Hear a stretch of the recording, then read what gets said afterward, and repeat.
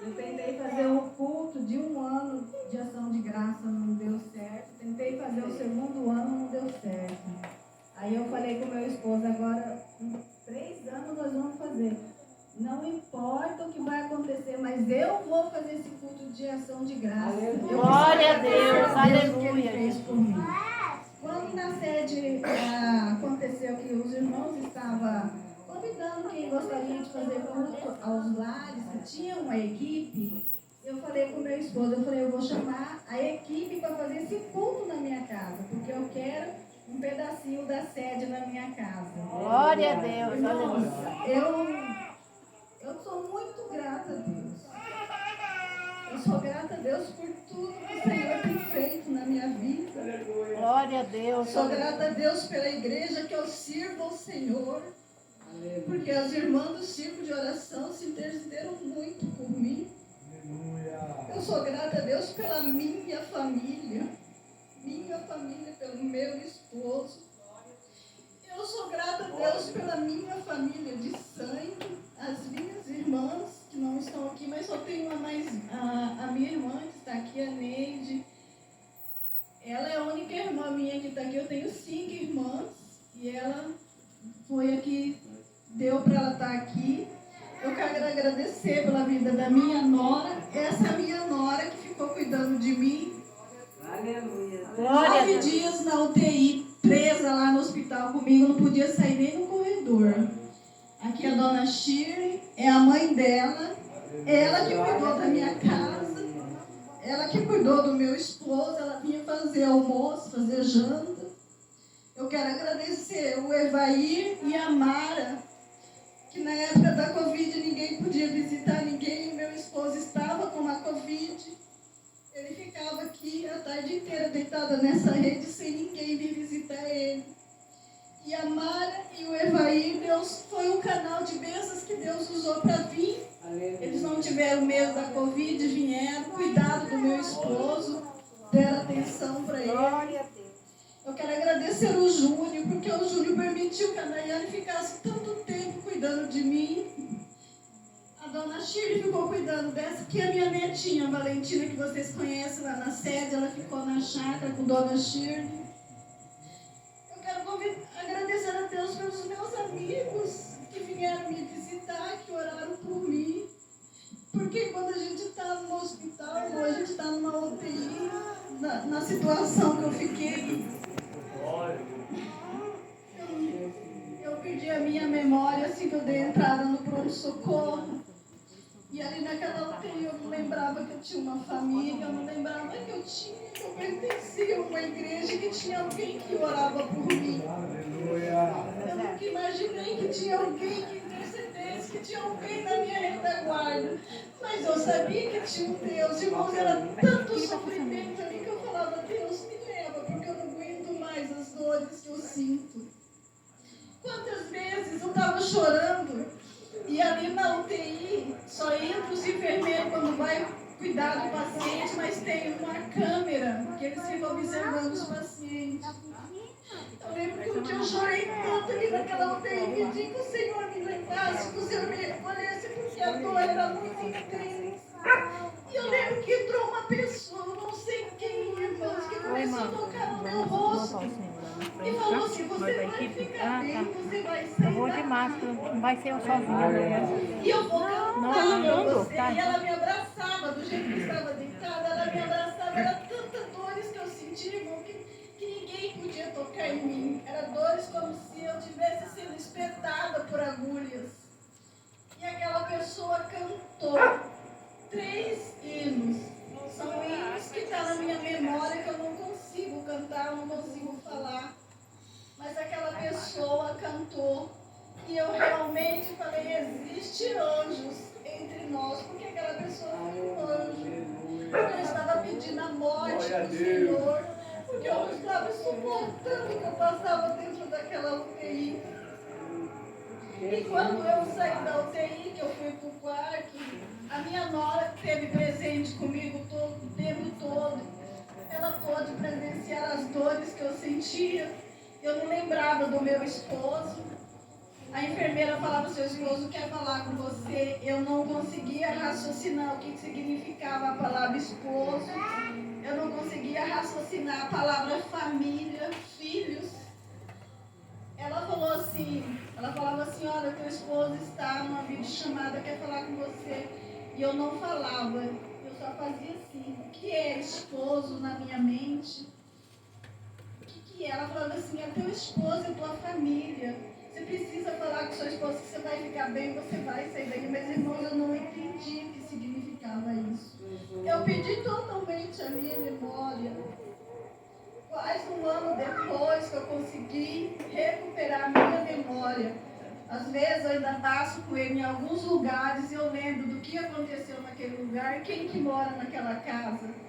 As pessoas vinham conversar comigo e falavam, irmã Elizabeth, a senhora está lembrada de mim? Eu falava assim, estou, mas eu nem sabia quem que era. Eu falava, quem que é essa irmã? Aí eu falava, irmã fulana assim, assim, assim. Aí que me vinha na memória. Irmãos, o que eu passei foi um processo que eu tinha que passar, porque Deus, Ele avisou. Eu passei por tudo que eu passei, porque o Senhor permitiu e porque Deus tinha avisado que eu ia passar pelo vale da sombra da morte. Quando Deus avisou, Ele entregou uma mensagem pelo meu esposo e falou assim, irmão, Deus manda te dizer que o Senhor está numa redoma de vidro, o Senhor está sendo protegido e ninguém vai tocar no Senhor. Mas ele virou para trás e falou assim, mas a senhora, irmã, só vai passar pelo vale da sombra da morte. A senhora vai passar uma luta que, irmã, vai ser muito difícil que a senhora vai passar. E eu disse, amém. E viemos para casa e eu esqueci. 15 dias depois, eu comecei já com os problemas da Covid. Irmãos, eu fiquei nessa situação. Foi permissão do Senhor, não foi por falta de tratamento, porque eu tomei as medicações, eu fui no hospital, constataram que eu estava com a Covid, mas eles não me internaram, daí eu vim para casa. E em casa eu fazia o tratamento, eu e ele. Mas aí a coisa foi ficando, piorando. Foi um dia que eu falei para ele, amor, eu preciso ir no hospital, eu não aguento mais, a dor no meu peito é muito grande, eu não estou mais dando conta de respirar. Aí ele pediu para minha nora me levar, minha nora me levou, fiz o exame, aí constatou que eu já estava com 80% do meu pulmão comprometido. Aí o rapaz falou para minha nora que me levasse para o pronto-socorro, porque todo mundo que chegava a isso já estava morrendo, né? E eu falei para minha nora que eu não queria ir para o pronto-socorro. E ela falou assim, não, eu vou te levar, você vai tomar uma medicação e nós vamos voltar para casa. Você não vai ficar. Eu falei assim para ela, Nayane, se eu for, eu vou ser entubada e eu vou morrer. Ela falou, não, você não vai morrer. E ali só Deus sabe o que estava passando na cabeça dela, o desespero dela. E ela não queria mostrar para mim que ela estava mais desesperada do que eu. Mas eu não estava sabendo que eu estava com o meu pulmão comprometido. O médico, o rapaz não falou para mim, só disse para ela que o meu estado era muito grave. E aí quando nós entramos naquele carro, foi bem no auge, mano, aquele pronto-socorro era para estar lotado de gente. E não tinha ninguém. Somente eu. Ela foi estacionar o carro, e aí o rapaz me levou, que eu já estava dando conta de andar, me levou numa cadeira de roda, e aí fez a minha ficha, e eu olhei para a minha nora, fiquei olhando para ela de costas, ela resolvendo tudo. Ela virou para mim e falou assim, o médico já vai te atender. É a única coisa que eu lembro. Daí para lá eu já não lembro de mais nada. Aí eu já perdi a minha memória, já começou a faltar o oxigênio. E quando eu estava na UTI, irmãos, que eu lembre, eu tive 2 paradas. Essas 2 paradas eu lembro, mas a minha irmã fala que foram 3. Eu ouvi quando a enfermeira gritava desesperada que estava me perdendo, e eu ouvi os barulhos da máquina. Hoje eu escuto algum barulho, eu falo com minha esposa, esse barulho é igualzinho quando eu estava na UTI. E aquilo vem tudo na minha memória de novo. São coisas que eu gostaria de esquecer. Mas são coisas que me deixam mais perto de Deus. Glória a Deus, aleluia. Eu tenho consciência que se eu tivesse partido, eu não tinha dado a salvação. Eu tenho consciência disso. Se eu tivesse partido ali, eu não tinha ido para o inferno. Eu não estava preparada para ir. O Senhor, Ele me deu uma oportunidade de vida. O Senhor, Ele me deu uma oportunidade de consertar algumas coisas na minha vida que precisavam ser consertadas. Eu tenho essa consciência. Eu acordei uma vez com eles me dando aquele choque aqui, assim, que eu fazia isso, assim, eu abri o olho, vi aquele monte de enfermeira, eu acho que eram uns 6 que estavam em cima de mim, e eu voltava, e eu cheguei com a minha canela tudo queimada, de choque que eles me davam para me ressuscitar. Irmãos, eu não sei o que aconteceu naquela UTI comigo, porque a maior parte do tempo eu estava sedada. Aleluia. E eu lembro que tinha um demônio, ele parecia era do tamanho de um homem. Ele tinha um bico muito grande, ele tinha uma asa enorme, ele ficava o tempo inteiro em cima de mim, aquele bicho. E eu ficava olhando para ele e ele olhava para mim. Muitas das vezes ele olhava para mim, abria a asa e olhava para frente. E eu via ele em cima dessas madeiras que fazem cerca de fazenda. Eu vi, era uma fazenda e do lado dessa fazenda era uma mata. E eram muitos animais. E eu creio, irmão, pelo mundo espiritual. Não o mundo físico, mas o mundo espiritual. Eram demônios esperando pela minha alma. Então, eu estou aqui, às vezes, diante da situação que a gente vê no mundo, às vezes eu falo para o Senhor, às vezes era até melhor o Senhor ter levado. Mas, irmão, a gente não conhece os propósitos do Senhor. Eu reclamava todo dia isso, eu falava para meu esposo, não, eu devia ter me levado a situação.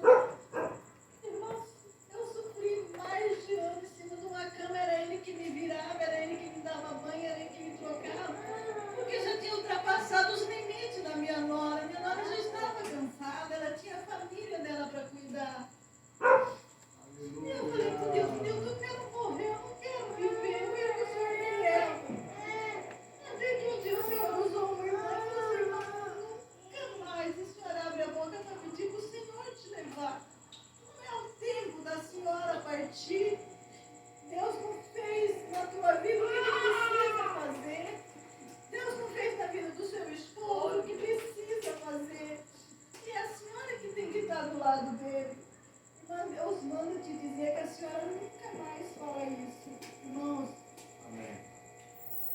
eu tenho passado por situações, mas eu nunca mais pedi para o Senhor me levar. O desejo de ir é muito grande. É como se eu não pertencesse mais a esse mundo. Eu vivo aqui, irmãos, mas é como se eu estivesse numa casa de um estranho. Você está numa casa, você está sendo bem, mas você sabe que não é a sua casa.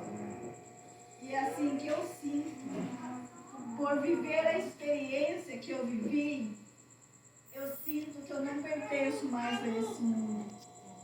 E eu falei para o meu esposo, eu vou fazer esse culto, porque eu não sei se o próximo eu vou estar aqui, mas eu estou me preparando para qualquer momento eu ter que ir, porque eu não pertenço mais aqui, não sei quais são os propósitos do Senhor na